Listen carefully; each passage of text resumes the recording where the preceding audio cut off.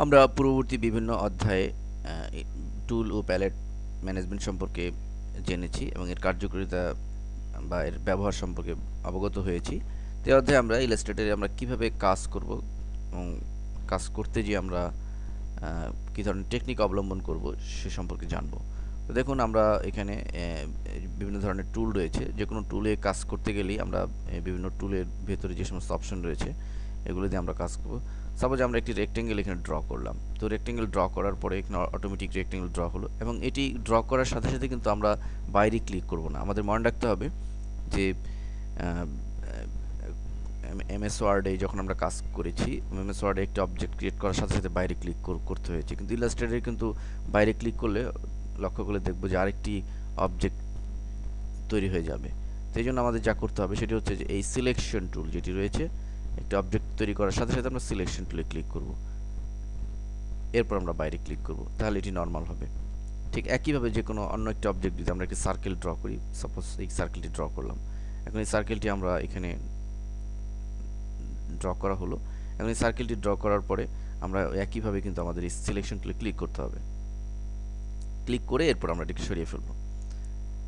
তো এই সার্কেলটি আমরা ধরুন আমরা এই সার্কেলটি যদি এটিকে মুভমেন্ট করতে চাই তাহলে আমাদের অবশ্যই এটি সিলেক্ট করে নিতে হবে এবং আমরা সিলেকশন এই ক্লিক করে করতে পারি, অথবা আমাদের এভাবে মাউস দিয়ে ড্র্যাগ করে এভাবে আমরা সিলেকশন করতে পারি।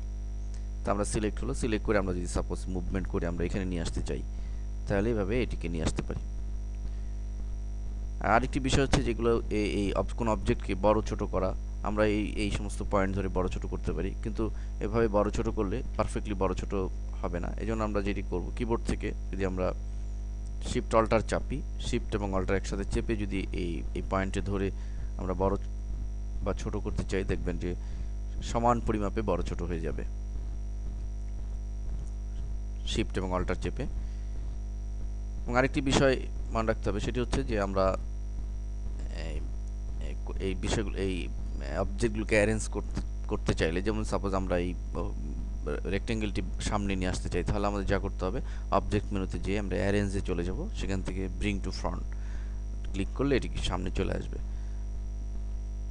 ঠিক একইভাবে যদি আমরা মাউসের ডান বাটন চাপি, এখানে আমরা অ্যারেঞ্জ পাবো এবং এর মাধ্যমে আমরা ব্রিং টু ফ্রন্ট দিয়ে আমরা এটিকে সামনে আসতে পারবো। এবং একাধিক অবজেক্টকে সিলেক্ট করার জন্য আমরা ইলাস্ট্রেটরের চমৎকার যে অপশনটি, সেটি বাই ডিফল্ট এই পয়েন্টটি থাকে, সেটি আমরা এইভাবে যদি ড্র্যাগ করে টোটালটাকে ধরে যদি সিলেক্ট করি, সবগুলো একসাথে সিলেক্ট হয়ে যাবে। এখানে দুটি অবজেক্ট রয়েছে, যদি 10টি অবজেক্টও থাকে তাহলে আমরা জাস্ট তার বাইরে ধরে এভাবে ড্র্যাগ করে মাউস দিয়ে ছেড়ে দিলে টোটালটি সিলেক্ট হয়ে যাবে। এবং ইচ্ছে করলে আমরা এটিকে গ্রুপ করে ফেলতে পারি, মাউসের ডান বাটন চেপে গ্রুপ, অথবা অবজেক্ট মেনুতে গিয়ে আমরা গ্রুপ অপশনটি পাবো, গ্রুপ। এবং এই গ্রুপ হয়ে যাওয়ার পরে এটিকে আমরা ইচ্ছে করলে আনগ্রুপও করে ফেলতে পারি। একইভাবে অবজেক্ট মেনুতে গিয়ে আনগ্রুপ কমান্ড দিয়ে আমরা এটিকে আলাদা করে ফেলতে পারি, আনগ্রুপ করে ফেলতে পারি। এভাবে আমরা ইলাস্ট্রেটরে আমাদের মূল যে ইন্টারফেস রয়েছে এখানে আমরা কাজ করব। এবং মনে রাখতে হবে কখনো কখনো আমাদের মেইন ইন্টারফেসের বাইরে এই যে ক্লিপবোর্ড রয়েছে, এই বোর্ডের মধ্যে আমাদের কাজ করার প্রয়োজন হবে কাজের সুবিধার জন্য, ডিজাইন সুবিধার জন্য।